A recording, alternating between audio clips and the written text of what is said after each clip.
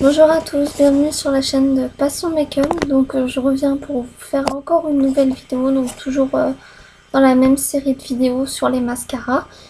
Donc cette fois-ci c'est le mascara qui m'ont déçu. Donc après ça, l'avis concerne surtout moi, donc après je sais pas si c'est votre avis. Mais je préfère vous montrer donc, ce que j'en ai pensé sur ces mascaras. Donc les points positifs, car il y a un peu de points positifs, mais les points négatifs aussi.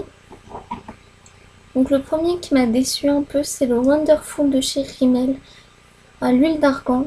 Donc il se présente comme ça. Il a un certain beau packaging. Il est en extrême black. Je sais pas si vous allez voir, voilà, extrême black. Alors il a des picots synthétiques. Donc c'est des picots. Je sais pas si vous allez voir. Enfin assez long. La brosse est assez facile à travailler. Il est facile à travailler, par contre, il donne un tout petit peu de longueur, mais pour le volume, n'est rien du tout. Donc je suis un peu déçue. Même pour la longueur, il n'est pas génial. Mais voilà, je vous le conseille vraiment si vous voulez un effet très naturel. Ensuite, le Essence Get Pale Lashes. Donc celui-ci m'a déçu parce que c'est marqué Volume Boost Mascara. Et en fait, il fait pas du tout de volume. Il fait un effet longueur, ce qui est plutôt pas mal. J'utilise généralement celui-ci pour recourber mes cils, mais pour lui donner du volume, pas du tout. Donc après, ça concerne que moi. Je sais qu'il y a des youtubeuses qui l'aiment bien, mais moi je suis pas très fan. Après pour 3,49 € je crois, il vaut vraiment le coup si vous voulez un effet naturel. Ensuite le troisième qui m'a déçu, un petit peu déçu on va dire, c'est le volume mignon de cils. Alors celui-ci m'a déçu parce que justement c'est marqué volume et je m'attendais à quand même pas mal de volume. Et je me retrouve donc avec cette brosse pareil que le Wonderful Rimmel, mais vraiment avec des picots turbo serrés. Il est très maniable, hein, il est flexible et tout, mais le problème c'est qu'il ne dépose pas assez de matière.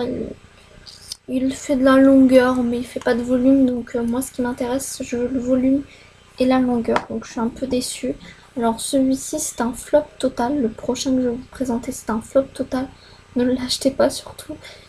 Tout simplement parce qu'il est impossible à travailler, enfin il est super dur à travailler, donc je sais pas si vous connaissez le Upside Down Mascara. Donc celui-ci a une brosse assez spéciale. Donc vous voyez, ces deux brosses. Alors il les sort pas du tout. Il fait beaucoup de paquets. Il l'attrape pas en fait. C'est un mascara qui est censé faire 3 résultats: de la longueur, définition des cils inférieurs et du volume. Sauf que il ne fait pas du tout ça. Il est très pâteux, il est très dur à appliquer, il donne pas un volume génial. Donc pour 18 €, je vous conseille pas de l'acheter. Franchement, je vous conseille vraiment pas de l'acheter. Après, j'ai aussi un autre mascara qui m'a déçu, donc je voulais pas l'inclure, mais je vais l'inclure finalement. Donc celui-là qui m'a déçu, c'est celui qui m'a déçu plutôt, c'est le Volume Clubbing Ultra Black. Donc je vois pourquoi il m'a déçu.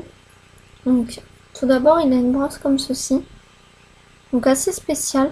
En fait, elle est toute plate là, et sur le haut et sur le bas, il y a des picots. Donc des poils en fait, des poils naturels. Donc en soi, je pensais que ça allait être bien. Alors il fait trop de paquets.